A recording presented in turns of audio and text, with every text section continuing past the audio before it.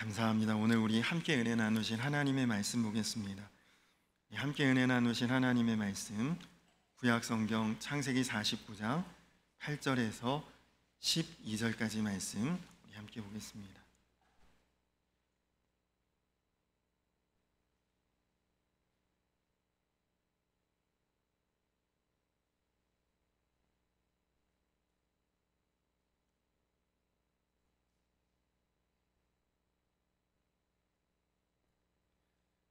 창세기 49장 8절로 12절까지 말씀, 제가 한 절, 여러분들이 한 절 교독하고 마지막 12절을 함께 합독을 하겠습니다.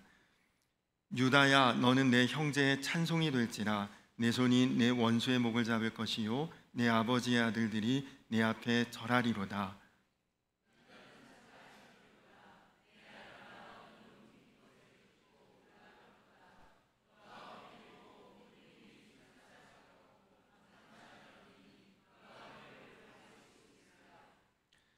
규가 유다를 떠나지 아니하며 통치자의 지팡이가 그 발 사이에서 떠나지 아니하기를 실로가 오기까지 이르리니 그에게 모든 백성이 복종하리로다.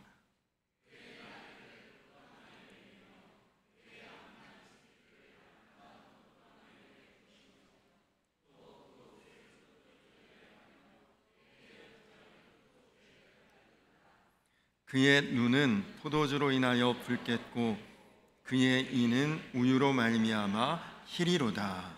아멘. 할렐루야.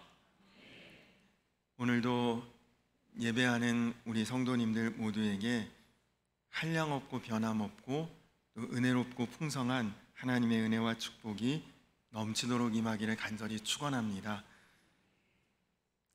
어제는 정말 복된 날이었습니다. 낮에는 다윗과 요나단 찬양 콘서트를 통해서 잔잔하면서도 깊은 감동이 있었고, 저녁에는 디아코니아 찬양팀과 함께 정말 어제 저녁에 집회에 오셨던 분들은 보셨겠지만 성경에 다윗처럼 춤을 추며 찬양한다는 말씀이 있는데, 이 자리에서 막 우리 젊은 중고등학생 청년들이 춤을 추며 찬양하는 모습, 그 열정과 뜨거운 은혜가 임하는 귀한 시간이었습니다. 오셨던 분들 정말 영적으로 수지 맞은 날이다, 그런 생각이 듭니다. 오늘은 가정부흥회를 통해 하나님의 말씀으로 우리에게 더욱 깊고 넓고 크신 은혜를 하나님께서 부어주실 줄로 믿습니다. 지난주에 이어서 오늘도 이제 오후에 있을 가정부흥회를 앞두고 우리 가정에 부어주실 하나님의 영적 부흥을 사모하고 기대하는 마음으로 가정에 대한 말씀을 함께 나누려고 합니다.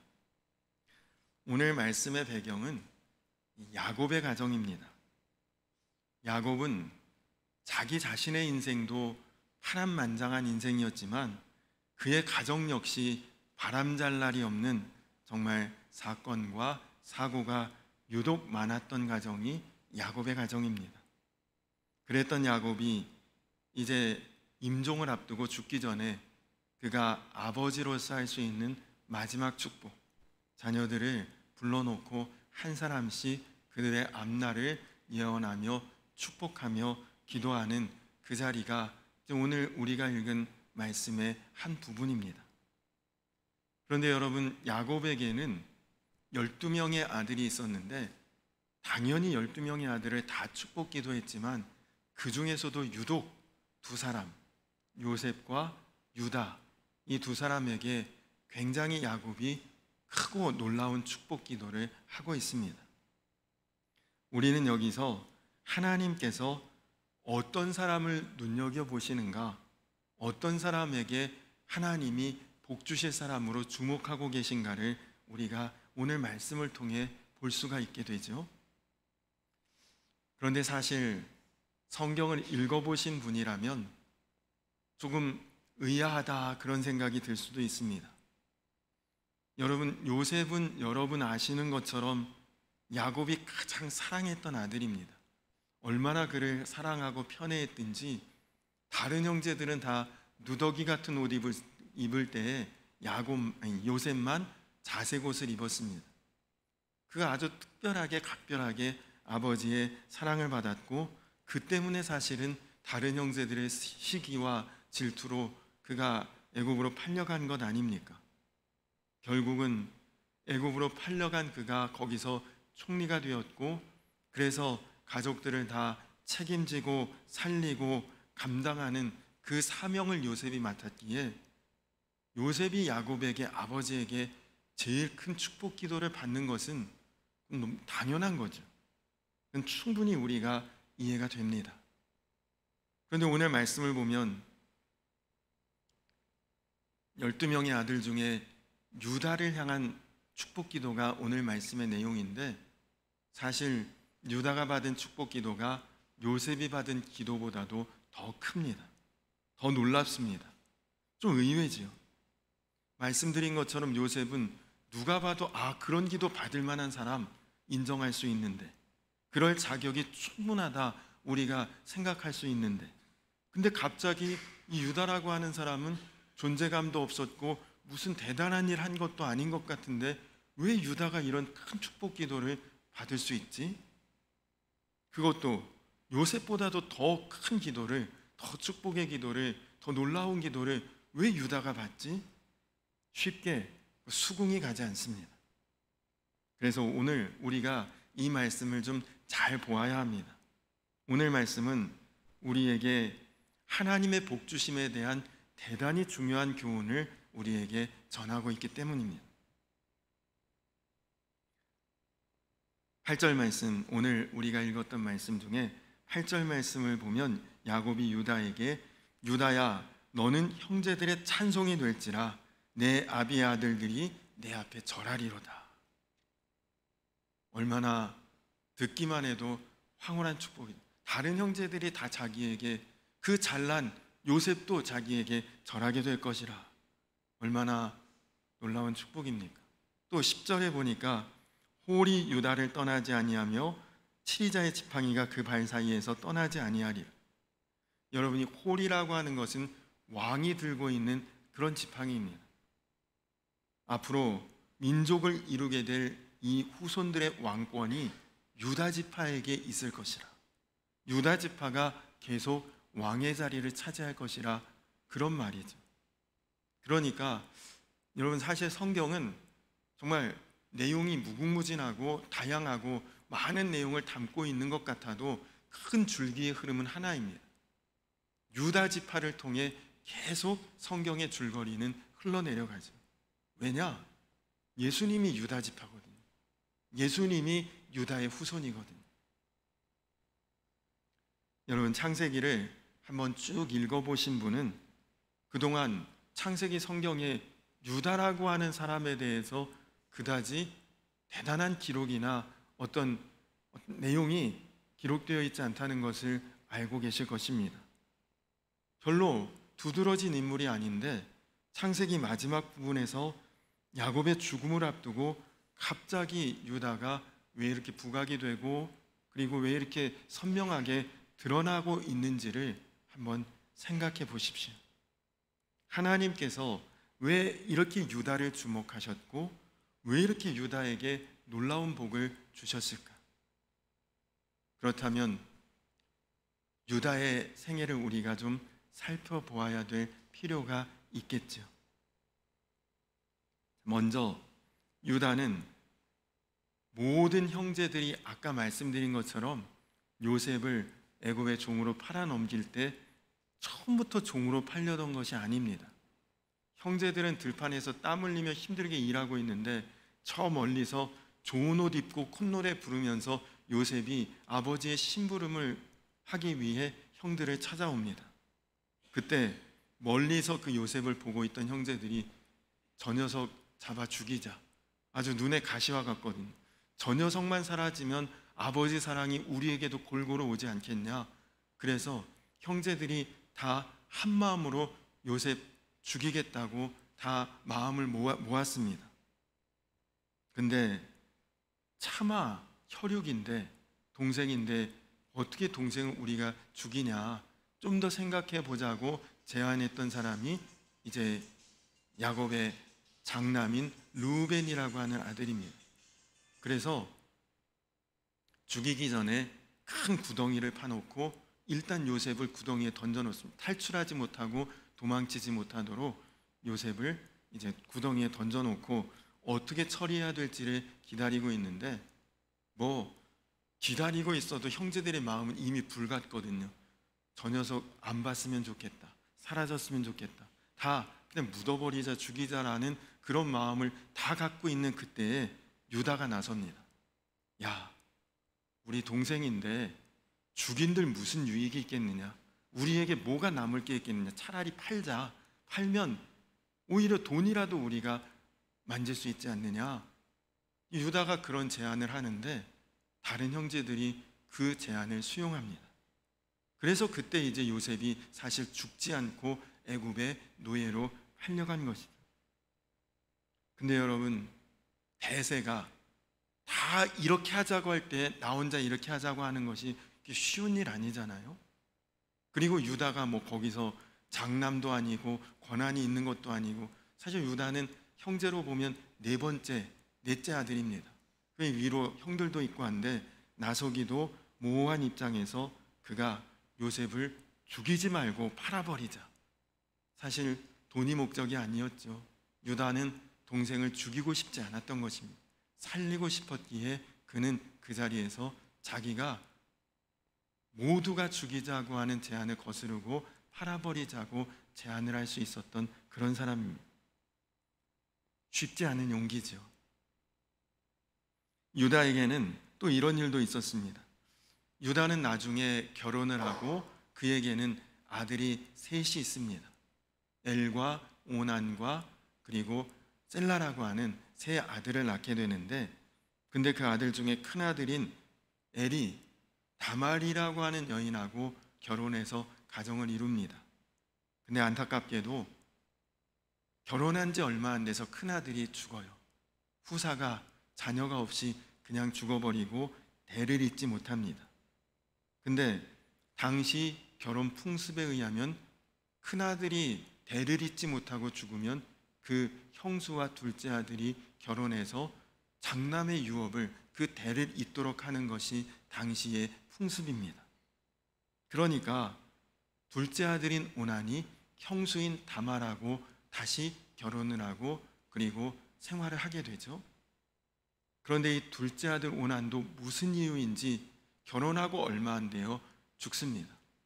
자녀도 없이 후사도 없이 둘째 아들도 그렇게 빨리 죽어버리니까 그 유다의 마음, 아버지로서 마음이 불안한 거죠. 야, 이러다가 셋째 아들인 셀라까지 다말하고 며느리하고 결혼시켰다가는 셀라도 일찍 죽어버리면 그러면 나는 후대도 없고 후사도 없고 대를 이을 수가 없지 않겠나?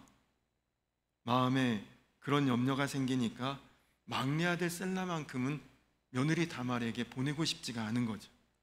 그래서 유다는 며느리 다말에게 셋째 아들 셀라가 아직은 어리다, 남자 고시를 할 수 없다, 장성해서 가정을 책임지고 남자 역할을 할 수 있을 때에 내가 보낼 테니 너는 친정에 가서 잠시 기다리고 있어라.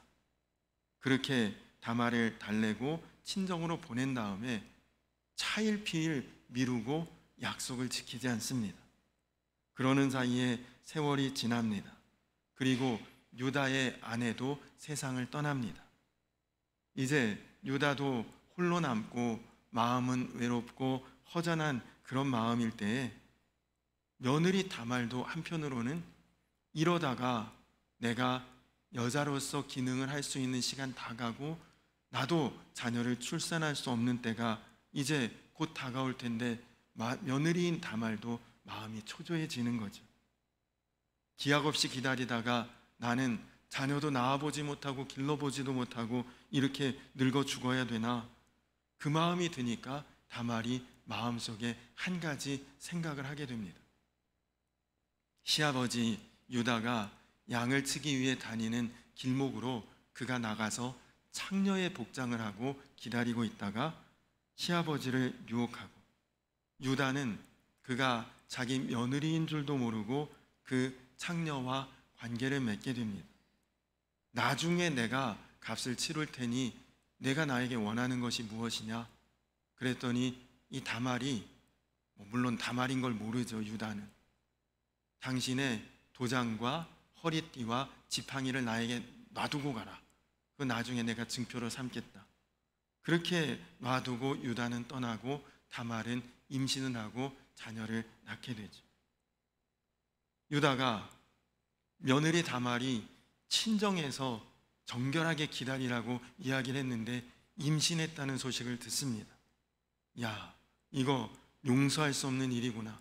도저히 그냥 내버려 두면 안 되겠구나. 그런 판단을 하고 죽음으로써 며느리를 다스리고자 며느리 다말에게 유다가 찾아갑니다. 당시 풍습에 의하면 이런 부정한 여인은 돌에 맞아 죽어야 되는 그런 풍습이었거든요. 근데 아주 분노한 시아버지 유다가 며느리 다말을 찾아갔더니 다말은 아무 말하지 않고 그가 가지고 있던 물건, 시아버지의 도장과 허리띠와 지팡이를 딱 내놓습니다. 당신이 셋째 아들 셀라를 나에게 보내지 않았고, 그래서 나는 어쩔 수 없이 당신과 이런 관계를 맺었고, 그래서 이렇게 임신을 하게 된 것이, 이것이 누구 탓이냐? 여러분, 당연히 유다가 잘못했지만, 그러나 지금 이 상황, 이 사실은 유다와 다말만 알고 있는 사실이에요. 세상에 아무도 아는 이 없습니다. 단 두 사람만이 이 일에 대해서 알고 있는 거예요. 여러분이라면 만약에 이런 상황이 벌어졌을 때에 어떻게 하시겠습니까?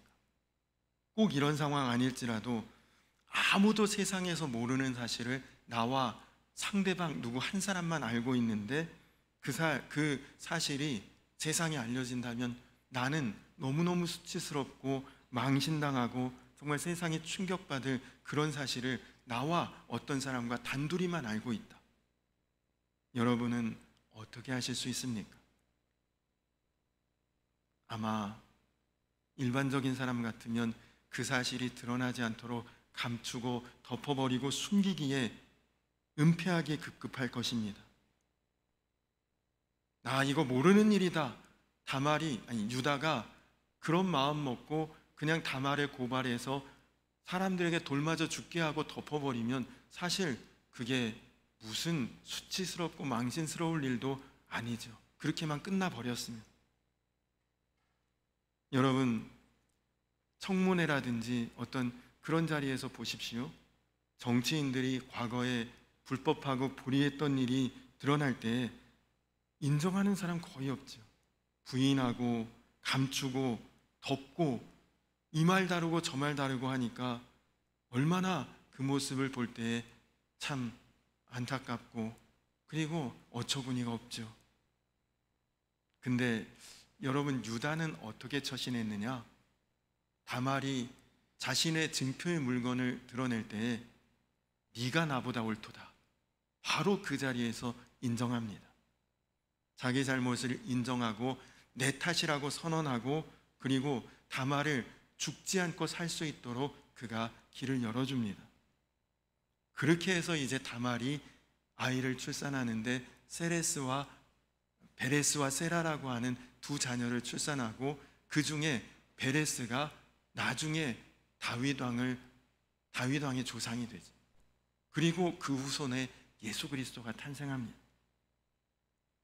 한편으로는 기가 막힌 일이고 한편으로는 놀라운 일이죠. 여러분, 성경에서 어찌 보면 우리가 보기에도 낯뜨거운 이런 폐륜적인 사건을 왜 이렇게 자세하게 다루고 있을까요? 그것은 유다라는 사람이 어떤 사람인지, 왜 하나님께서 유다에게 복을 주실 수밖에 없는지를 우리에게 보여주고자 하시는 것입니다. 하나님께서 이런 유다를 주목하신 것이죠. 유다는 요셉에게도 그랬고 다말에게도 그랬고 다른 사람을 살리기 위해 적극적으로 나섰습니다. 자기 망신당하고 자기 수치스러운 것 그냥 자기가 감당하고 누구를 살리는 일에 주저하지 않았던 것이다. 자기 부끄러운 것 다 드러내고 고백하고 인정하면서도 다른 사람을 살리려고 했습니다. 이것이 하나님께서 유다를 귀하게 여기신 이유입니다. 세월이 흘러서 가나안 땅 전역에 기근이 들었습니다. 보통 기근이 아니라 이제 자칫하면 가족이 다 굶어 죽을 수밖에 없는 그런 위기의 상황에 애굽에는 양식이 있다고 하니 애굽에 양식을 얻으러 가야겠다고 이제 야곱의 아들들이 전부 다 출동합니다. 그래서 애굽에 갔더니 자기들은 모르지만 자기들을 알아보는 총리 요셉이 그들을 융성히 대접하고 그리고 양식까지 싸고 보내주면서 당신들에게 형제가 더 있지 않습니까? 막내 동생이 있지만 그는 아버지가 너무나 아끼는 아들이기에 이런 자리에 함부로 데리고 올 수 없습니다. 요셉이 형제들에게 다음번 양식을 구하러 올 때는 그 아들도 꼭 데리고 와야 양식을 내어줄 것입니다. 그렇게 약속을 단단히 합니다. 형제들은 에이 뭐 이때 양식 이거 받아가고 또 올 일이 있겠느냐 생각하고 그렇게 그냥 약속해버리고 돌아왔는데 기근이 끝나지 않았고 받아온 양식도 또 다 동이 났고 이제 애굽에 또 양식을 구하러 가야 되는데 이번에는 베냐민을 데리고 가지 않으면 그러면 양식을 내어주지 않는다고 하니 이제 베냐민을 데리고 가려고 다 그렇게 동의를 했는데 야곱이 고집을 부립니다. 요셉도 죽었는데 베냐민까지 데려가서 너희가 죽일 작정이냐? 아무도 아버지의 고집을 꺾을 수 없는 그때에 유다가 나섭니다. 아버지, 만약에 베냐민에게 변고가 생기면 내가 내 생명으로서 책임을 감당하겠습니다. 아무 탈 없이 베냐민을 아버지 앞으로 데리고 올 것이니 베냐민을 데리고 가도록 허락해 주십시오. 가족을 살리기 위해 유다가 또 한 번 나섭니다. 자기가 죽을 각오를 한 거지. 그렇게 희생하겠다고 나서는 유다를 보고 야곱이 고집을 꺾고 베냐민과 함께 애굽에 양식을 구하러 갑니다. 근데 애굽에서 양식을 얻어가지고 돌아오는데 하필 베냐민의 진보다리에서 총리의 술잔이 나옵니다. 물론 일부러 요셉이 계획했던 일이죠. 다른 사람은 다 보내주지만 이 술잔이 나온 진보다리의 주인은 보내줄 수가 없다고 요셉이 베냐민을 붙들어 놓으려고 할 그때에 역시 또한 유다가 나섭니다. 이 아이를 보내지 않으면 아버지가 죽습니다. 차라리 나를 붙들어서 나를 종으로 삼으시고 이 아이를 고향으로 보내주십시오. 유다가 하나님 눈에 들게 된 것이 바로 이것입니다. 요셉이 주어진 고난과 환난 속에 하나님을 끝까지 믿고 순종해서 복을 받았다면 유다는 다른 사람을 살려낼 수 있다면 기꺼이 나를 희생할 수 있는 그 마음으로 하나님 앞에 복을 받은 사람입니다.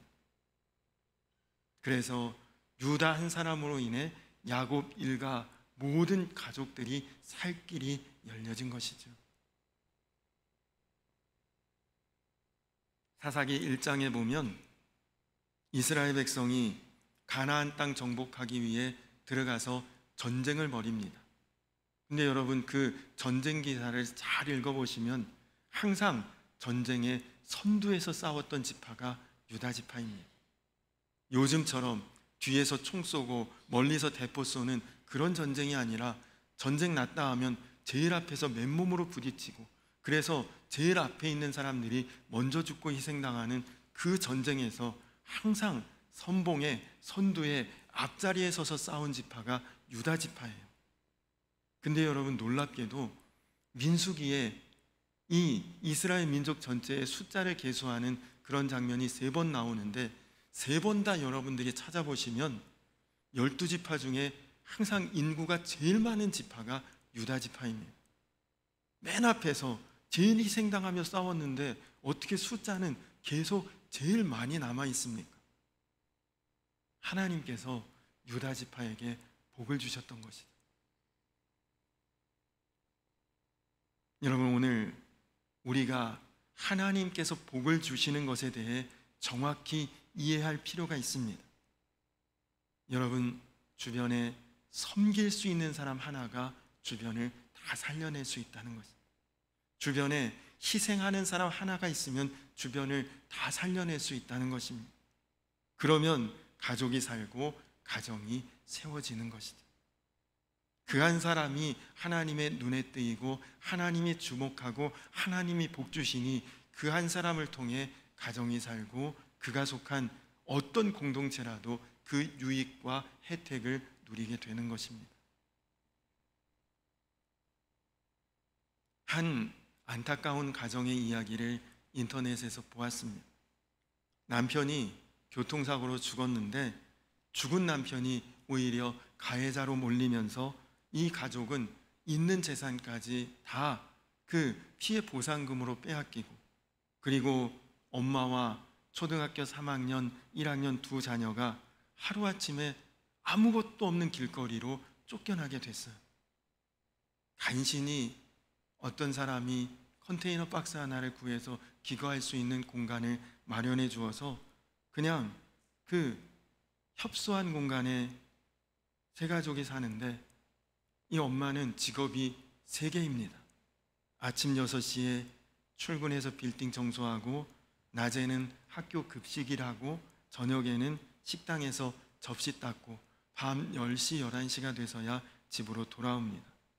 그러다 보니 여러분, 그 컨테이너 박스의 집안 살림은 초등학교 3학년짜리 큰아들이 그 애가 그 일을 다 하고 있는 거예요. 다행히도 엄마 고생하는 것을 일찍 철들어서 알고 그 3학년짜리 꼬마가 엄마 말 잘 듣고, 그리고 속썩이지 않고 그렇게 동생 돌보면서 집안일을 해냅니다. 어느 날 그 엄마가 냄비에 콩을 잔뜩 집어넣고 집을 나가면서 메모를 한 장 써놨대요. 영호야, 냄비에 콩 앉혀놓았으니 이거 졸여서 오늘 저녁 반찬으로 먹어라. 콩이 물러지면 간장을 넣어 간을 맞추면 된다, 엄마가. 그날도 하루 종일 일에 지치고 시달린 이 엄마가 이렇게 살아서 애들도 고생이고 차라리 내가 죽는 게 낫겠구나, 아이들은 시설에 보내면 이렇게 사는 것보단 더 낫겠지, 오늘 죽어야겠다는 생각으로 수면제와 소주 한 병을 사가지고 퇴근을 했습니다. 이불을 덮고 나란히 잠들어 있는 아이들 중에 이제 곧 약 먹고 죽을 생각을 하니 눈물이 나죠. 마지막으로 애들 얼굴 좀 보고, 그리고 죽을 생각에 아이들 얼굴을 이렇게 보는데 큰아들 머리맡에 쪽지가 하나 써 있어요. 엄마 보세요라고 써 있습니다. 그래서 뭔 내용을 썼나 펼쳐서 읽어봤더니, 엄마, 오늘 엄마가 말해준 대로 콩이 물렁물렁해졌을 때 간장을 부었는데 동생이 짜서 못 먹겠다고 투정해서 한 대 때렸어요. 그렇게 울다가 잠이 들어 버렸어요. 열심히 삶는다고 삶았는데 엄마 용서해 주세요. 내일은 일 나가기 전에 저를 꼭 깨워서 콩 삶는 법을 보여주세요. 엄마 피곤하죠? 저희들 때문에 고생하는 것 다 알아요. 나중에 효도할게요. 저 먼저 잘게요. 그 쪽지를 보면서 자살하려고 했던 마음이 다 녹아졌다고 합니다. 초등학교 3학년밖에 되지 않은 어린아들이 엄마 말 잘 듣겠다, 열심히 살겠다, 엄마 건강해라, 나중에 내가 효도하겠다, 그 쓴 편지를 눈물로 읽으면서 수면제와 소주를 변기에다 부어버리고 말았다고 합니다. 그리고 큰아들이 만들어서 그 짜게 돼버린 콩자반을 눈물로써 먹으며 저녁 식사를 했다는 그 글을 봤습니다. 가정에 한 사람만 잘 살아 있어도 가족이 다 살 수 있습니다. 그런 가정은 망하지 않습니다. 아무리 가정이 어려워도 여러분 한 사람만 잘 서 있습니다. 여러분 한 사람만 가정을 섬길 수 있다면 가정은 유익한 가정으로, 복된 가정으로 다시 설 수 있습니다. 여러분, 가정만 그렇겠습니까? 교회도 그렇습니다. 여러분, 어떤 단체도, 어떤 공동체도, 심지어 나라와 민족도, 모세 한 사람이 제대로 살아있으니 우상 숭배했다고 하나님이 그 민족을 다 멸하려고 할 때 모세가 내 생명을 생명책에서 지우시고 민족을 살려달라 기도하니 하나님께서 그 기도 들으시고 민족을 살리셨던 것이죠. 베냐민 곡식 자루에서 은잔이 나오는 바람에 베냐민이 도둑으로 내몰리고 이제는 다 죽었다 싶은 상황입니다. 어떻게 이거 해결해야 되지? 서로 나는 안 죽고 싶으니까 살 길이 안 보이는 거죠. 그때 유다가 나서서 나 죽어도 좋으니, 내가 붙들려도 좋으니 다 살려주십시오. 여러분, 내가 그 십자가 감당하겠다고 하는 한 사람이 있으니까 다 살 길이 열리는 것입니다. 그렇습니다. 여러분 한 사람만 잘 세워져 있고, 여러분 한 사람만 믿음 안에 잘 살아있으면 여러분의 가정 반드시 복받는 가정 될 것이고 하나님이 살리실 가정 될 줄로 믿습니다. 교회도 마찬가지죠. 여러분이 속한 그 어떤 직장이든 동네에서, 주변에서 마찬가지입니다. 사람들이 저를 이렇게 칭찬할 때가 간혹 있습니다. 그러면 제가 칭찬받는데 싫을 이유도 없지만 크게 기쁘지도 않습니다. 왜냐하면 그분들은 제가 드러나는 이 모습만 보니까 칭찬하시지, 나를 모르니까 저러시지, 나의 진짜 모습을 알면 그렇게 칭찬 안 하실 텐데. 근데 여러분, 제 아내에게 칭찬받으면 문제가 달라집니다. 나를 제일 잘 아는 사람이고 내 속속들이 내 성품이나 마음을 허물까지 아는 사람이 저희 아내인데 그 사람이 나를 칭찬했다면 그건 진짜 칭찬 아닙니까? 근데 여러분, 하나님이 나를 칭찬하신다, 내 마음에 정말 모든 허물 하나까지 다 아시는 하나님이 나를 칭찬하신다면 그것은 정말 놀라운 일 아니겠습니까? 오늘 유다가 바로 하나님 앞에 그런 사람이 됐습니다. 근데 이 유다 한 사람이 가족과 일가를 다 살려낼 수 있는 그 사람이 되지 않습니까?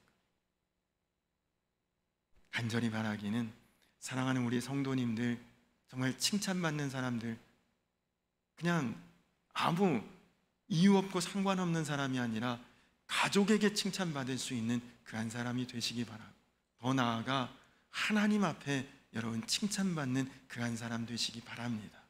그래서 여러분 한 사람으로 인해 여러분 가정이 살고 여러분 가정이 유익하고 또 더 나아가 교회와 여러분이 속한 그 어떤 곳에서도 여러분 때문에 하나님이 그곳을 복주시고 세우시는 그런 놀라운 축복과 은혜가 여러분들을 통해 이루어질 수 있게 되기를, 여러분이 여러분의 삶에 유다 같은 역할과 사명을 감당하시기를 주님의 이름으로 간절히 축원합니다.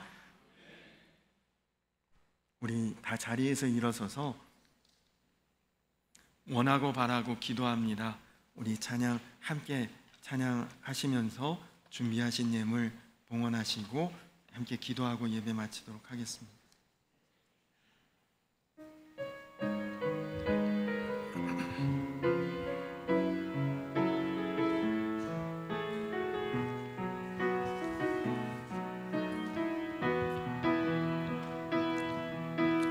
이 세상을 살아가는 동안에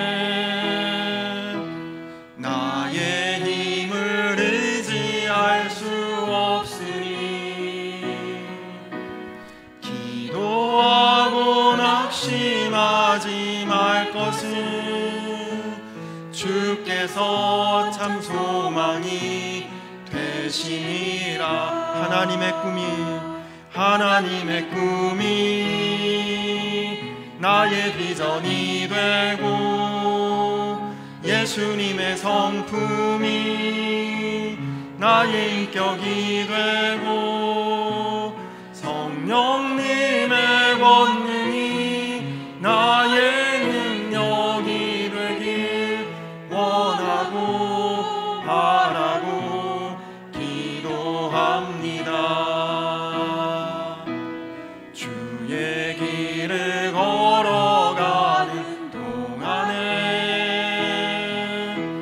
세상의 것 의지할 수 없으니 감사하고 낙심하지 말 것은 주께서 참 기쁨이 되심이라. 하나님의 꿈이 나의 비전이 되고 예수님의 성품이 나의 인격이 되고 성령님의 권능이 나의 능력이 되길 원하고 바라고 기도함. 하나님의 꿈이 나의 비전이 되고 예수님의 성품이 나의 인격이 되고 성령님의 권능이 나의 능력이 되길 원하고 바라고 기도합니다. 우리 이 시간 다같이 기도하겠습니다.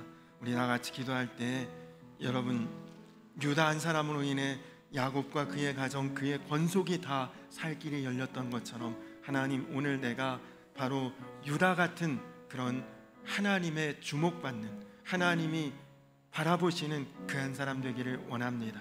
하나님, 나로 인해서 우리 가정 살게 하여 주시고, 나로 인해서 우리 가정 복받게 하시고, 나로 인해서 우리 가정에 유익이 있게 하여 주시옵소서.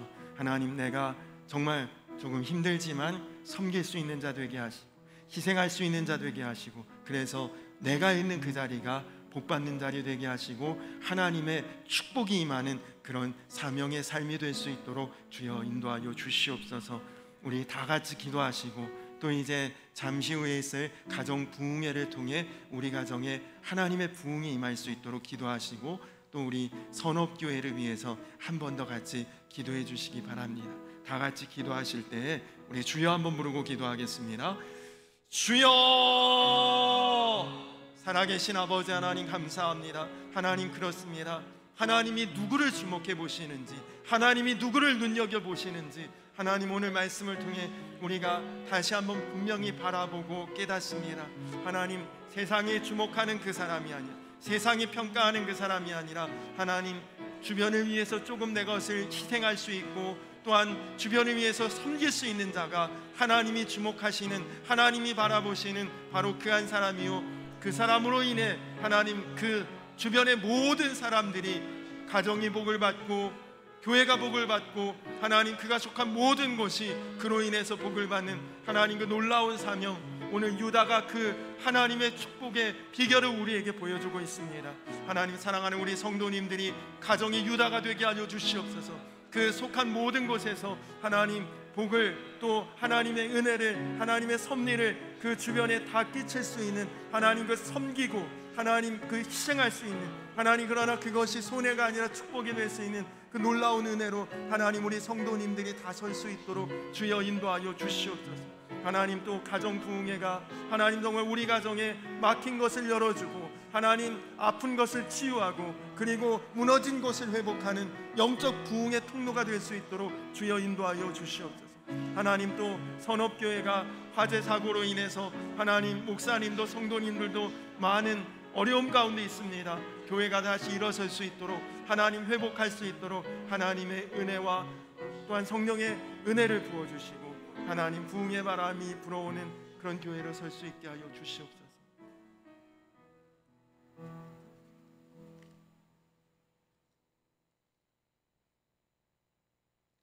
유다야, 너는 내 형제의 찬송이 될지라. 내 손이 내 원수의 목을 잡을 것이요 내 아버지의 아들들이 내 앞에 절하리로다. 사랑하는 우리 성도님들 모두가 바로 이런 복을 받기를 원합니다.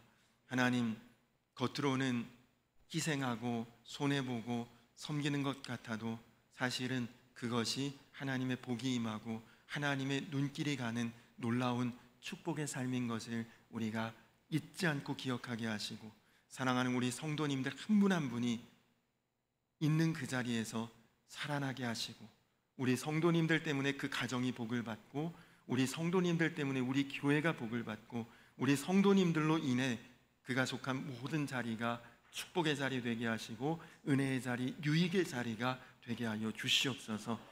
하나님, 또 오후에 있을 가정 부흥회에 사랑하는 우리 성도님들이 다 열린 마음으로 함께하여 주님 30배, 60배, 100배로 부흥의 열매를 거둘 수 있는 놀라운 은혜가 있게 하여 주시옵소서.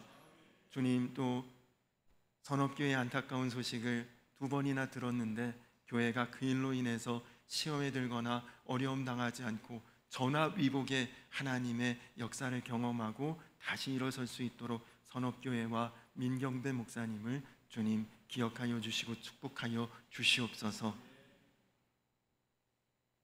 이제는 우리를 죄에서 구원하신 우리 구주 예수 그리스도의 크신 은혜와 아버지 되신 하나님의 놀라우신 사랑과 하나 되게 하시는 성령의 교통하심이 이제 하나님이 주목하시고 하나님이 바라보시는 그 축복의 씨앗 모두를 살리는 그 한 사람이 되기를 마음에 결단하며 나아가는 사랑하는 모든 주의 백성들 위에 이제로부터 영원토록 함께하여 주시기를 간절히 축원하옵나이다.